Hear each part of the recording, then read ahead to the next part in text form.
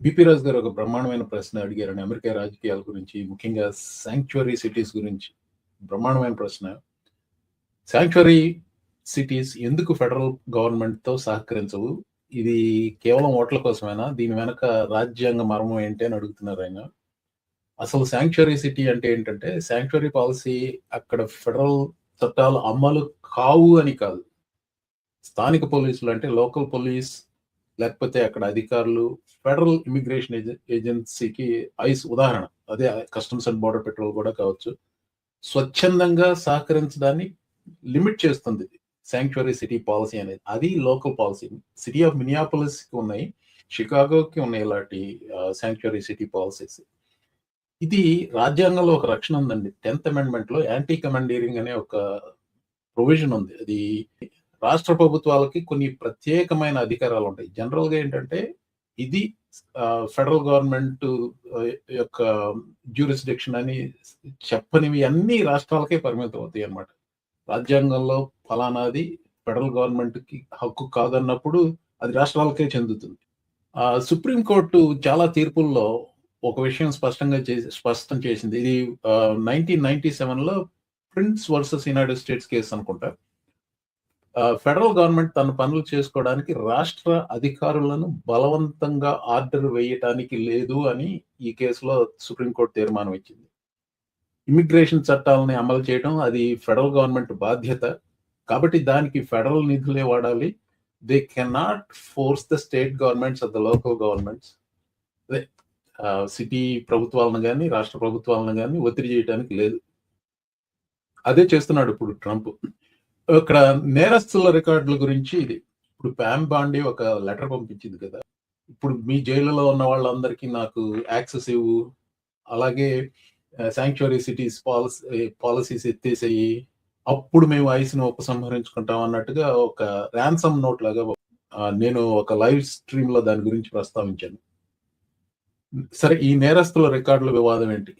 ఇప్పుడు నేరస్తులు అంటే క్రిమినల్స్ డేటాబేస్ ను పంచుకోవడానికి యూజువల్ గా ఏంటంటే సిటీస్ అంటే ప్రభుత్వం ఫెడరల్ గవర్నమెంట్ తో పంచుకోవడానికి యూజువల్ గా సిటీలు నో చెప్పవు. వివాదం అనేది ఎక్కడ వస్తుందంటే, ఒక వ్యక్తి శిక్ష ముగిసి విడుదల కావాల్సిన సమయంలో వారెంట్ లేకుండా కేవలం ఐస్ అడిగిందని వాళ్ళని జైల్లో ఉంచడానికి, అంటే వాళ్ళని అలాగే ఉంచేసేయండి జైల్లో అని చెప్పి ఐస్ ఈ ఫెడరల్ గవర్నమెంట్ ఉత్తర్వులు వేస్తుంది.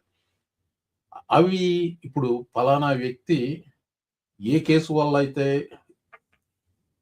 నిర్బంధించారో లేకపోతే శిక్ష వేశారో ఆ శిక్ష అయిపోయిన తర్వాత ఎవరైనా కానీ అతన్ని విడుదల చేయాలి.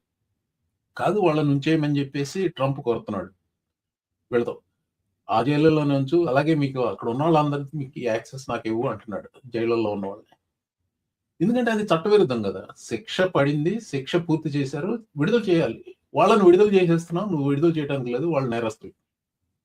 అది ఇంకొక ప్రాబ్లం ఏంటంటే, ఇప్పుడు ఐస్ నువ్వు పెడతావా చస్తావా, వాళ్ళని జైల్లోనే ఉంచుతావా చస్తావా అని అడిగినప్పుడు వాళ్ళని ఉంచితే అతనికి హక్కులు ఉంటాయి నేరస్తుడికి. Basically cities will be mired in lawsuits అలాంటివి చేస్తే. ఇది ఓట్ల కోసమా భద్రత కోసమా? అలాంటి విమర్శకులు మాత్రం దీన్ని ఓట్ల రాజకీయమే అంటూ ఉంటారు. కానీ లోకల్ పోలీస్ మాత్రం దీన్ని పబ్లిక్ సేఫ్టీ ఇష్యూగా, అంటే ప్రజా భద్రతకు సంబంధించిన విషయంగా భావిస్తారు. స్థానిక పోలీసులు ఒక ఇమిగ్రేషన్ ఏజెంట్ లాగా వ్యవహరిస్తే ఇమిగ్రెంట్స్ తమపై జరుగుతున్న నేరాలను పోలీసులకు ఫిర్యాదు చేయటం అనేది చేయటానికి భయపడతారు. దీనివల్ల నేరస్తులు సమాజంలో స్వేచ్ఛగా తిరుగుతారని. అంటే ఇప్పుడు వాట్ స్టాప్స్, ఇప్పుడు పలానా ఇంట్లో ఒక ఇల్లీగల్ ఇమిగ్రెంట్ ఒక అమ్మాయి ఉందనుకోండి, ఆవిడ పేపర్ వర్క్ తెలియదు, ఆ పక్కన ఉన్న నైబర్కి తెలుసు, వెళ్ళి ఆ అమ్మాయిని రేప్ చేశాడు. ఇప్పుడు ఆ అమ్మాయి వెళ్ళి పోలీసులకి ఎలా కంప్లైంట్ చేస్తుందండి? ఈ పోలీసులే తీసుకెళ్లి ఐసుకు పట్టిస్తే ఇప్పుడు 2 బాధలు ఆవిడకి. ఒకటి, ఆవిడ మీద అత్యాచారం జరిగింది. రెండోది, వెళ్ళి పోలీసులకి ఫిర్యాదు చేస్తే వాళ్ళు తీసుకెళ్లి ఐస్కి అప్పచెప్తారు. అందుకని నోరు మూసుకు కూర్చుంటుంది. This is the problem. అందుకనే సిటీస్, శాంక్చురీ సిటీస్ అనేది వివాదాస్పదం అని ఇప్పుడు రైట్ వింగ్ ఈకో సిస్టంలో బాకాలు కొట్టి చెప్తూ ఉంటారు. కానీ ఇలాంటి పాలసీలన్నీ ప్రజా భద్రత దృష్టితోనే, అంటే ఈ ఒక్క ఉదాహరణ తీసుకోండి. What you want her to do? Go complain to the police or keep quiet because she was raped? So these are the implications of that. So నా కంక్లూజన్ ఏంటంటే రాజు గారు, ఇది కేవలం ఓట్ల కోసం చేస్తున్న ప్రయత్నమే కాదు ట్రంప్ అడ్మినిస్ట్రేషన్. ఇది స్టేట్ సావరెంటీకి సంబంధించింది. ఒక్క మాటలో చెప్పాలంటే నియంతృత్వం. సో రాజ్యాంగ ఉల్లంఘన. ఇప్పుడు ఆ రాజ్యాంగ ఉల్లంఘన చేస్తున్నానని అటార్నీ జనరలే ఉత్తరం రాస్తే స్టేట్ గవర్నర్కి, అందుకే నేను చెప్తా ఉన్నాను, H1B సమస్య చిన్న సమస్య కాకపోవచ్చు, కానీ అంతకంటే పెద్ద సమస్య రాజ్యాంగ ధిక్కారం. ఎంటైర్ కాన్స్టిట్యూషన్ ని తగలబెడతాం. అది జరుగుతుంది. చాలా మంచి ప్రశ్న అడిగారండి రాజు గారు. Thank you. చివరికి నేను I brought H1B into this one. H1Bని తీసుకురాని అవసరం లేదు. ఏదైనా కానీ, లీగల్ ఇమిగ్రేషన్ కానీ, ఇల్లీగల్ ఇమిగ్రేషన్ కానీ, ఏదైనా కానీ, why local police cannot act as ICE agents or తీసుకెళ్ళాలి. బట్ వాళ్ళకి law and order, local law and order వాళ్ళకి ముఖ్యం, ఇంపార్టెంట్. ఈ రాజ్యాంగబద్ధం అనే దానికి ఇంకొక ఉదాహరణ ఇస్తే, ఇప్పుడు స్టేట్ గవర్నమెంట్ తీసుకుంటే సెపరేట్ సావరన్ అంటారు. స్టేట్స్ అన్ని సెపరేట్ సావరన్. అలాగే individual rights, first amendment right, second amendment right, అవన్నీ మాట్లాడుతూ ఉన్నాము. ఇప్పుడు 4th అమెండ్మెంట్ లో మీ ఇంటికి వచ్చి సోదా చేయడానికి లేదు. వాళ్ళు అడ్మినిస్ట్రేటివ్ వారెంట్ తీసుకొస్తారు. అడ్మినిస్ట్రేటివ్ వారెంట్, జ్యుడిషియల్ వారెంట్ రావాలి, మీ ఇంట్లోకి రావాలి అంటే మీరు నిరాకరించవచ్చు వాళ్ళని. కానీ వీళ్ళు తలుపులు బద్దలు కొట్టుకొని, అన్ని బద్దలు పెట్టుకుని వెళ్ళిపోతున్నారు. అంటే 4th అమెండ్మెంట్ ఉల్లంఘన. ఇది రాజ్యాంగానికి సంబంధించిన ఇష్యూ అండి. చెప్పండి మోహన్ గారు. మీరు చెప్పిందంతా కరెక్టేనండి.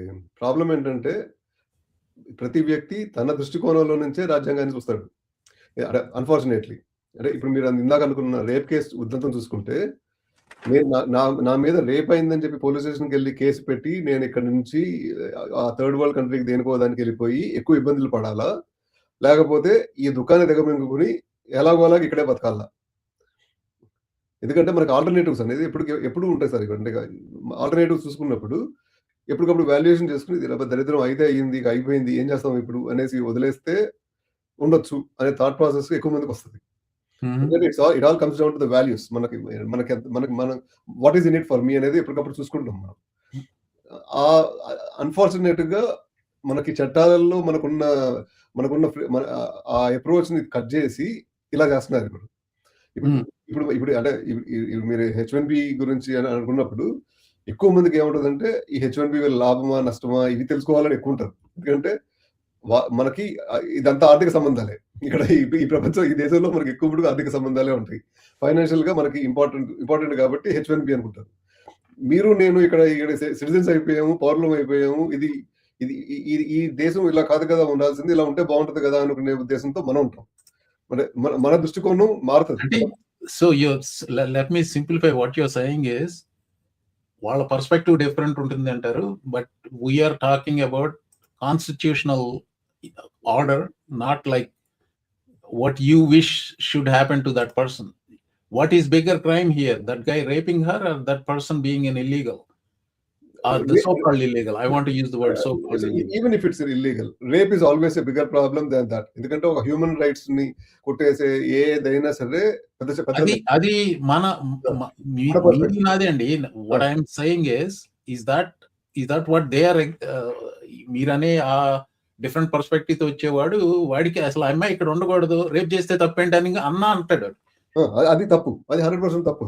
There are people who will defend the local police doing the ICE work because in their opinion there should not be anybody who's illegal here. అది నా అప్రోచ్ ఏంటంటే, there are rules. For the same reason, the federal government cannot barge into my home with a administrative warrant, not judicial warrant. They cannot come into my home, break in, and then do whatever the heck they want to do in my home, because that's my fundamental right. Like that, the states have a fundamental right. They have a reason to defend that, and they're defending it. And these sanctuary cities is one of those ways they defend their own state rights. And if you think that is wrong, problem is not the sanctuary cities. The problem is you and your way of thinking. Okay. నేను 100% sir. అంటే డెఫినెట్‌గా అంటే మనం మన లాస్‌లో ఒక people కింద చూస్తామే తప్పించి వాళ్ళ ఇమిగ్రేషన్ స్టేటస్ ప్రకారంగా వాళ్ళని చూడం. ఇమిగ్రేషన్ స్టేటస్ అనేది అది డిఫరెంట్ కేసు. అది వేరే సెక్షన్స్ కిందకెళ్తది తప్ప rape is rape or any kind of human right ఒక వయలేషన్. ఎగ్జాంపుల్ ఇచ్చానండి. రేప్ కాకపోతే any kind of human violation, any kind of crime against a person is suppose to be seen as a crime. అంటే నేను దాని perspective ఎందుకు మార్చాను అని అంటే, మనం మన లైఫ్ లో ఉన్న స్టేజెస్ బట్టి ఆ కేసు వాల్యుయేషన్స్ అనేవి మారిపోతా ఉన్నాయి. Unfortunate but that is the truth. మనం ఇల్లీగల్ గా ఉన్నప్పుడు ఈ కేసు అంటే మన ఇంట్లో దొంగలు పడ్డారు అనుకోండి, పోయి కేసు పెట్టాం అనుకోండి, మన డాక్యుమెంట్లు ఎతికి అరే నువ్వు ఇల్లీగల్ గా ఉన్నావు అని చెప్పి మన మీద ఎక్కువ దరిద్రం అయ్యేలోపు ఈ దొంగతనం కేసు వదిలేస్తే పోద్ది కదా, ఒక రోజులో 2,000 3,000 నష్టపోయాము, పోతే పోయినాయి అనుకుంటామే. అది బతక నేర్చడం అని అనుకుంటున్నారు. మనకున్న రైట్స్ అన్ని మనం వాడుకునే పరిస్థితులు లేకుండా పోవడం తప్పే అనుకుంటాను. అంతవరకు ఆపేస్తాను సార్.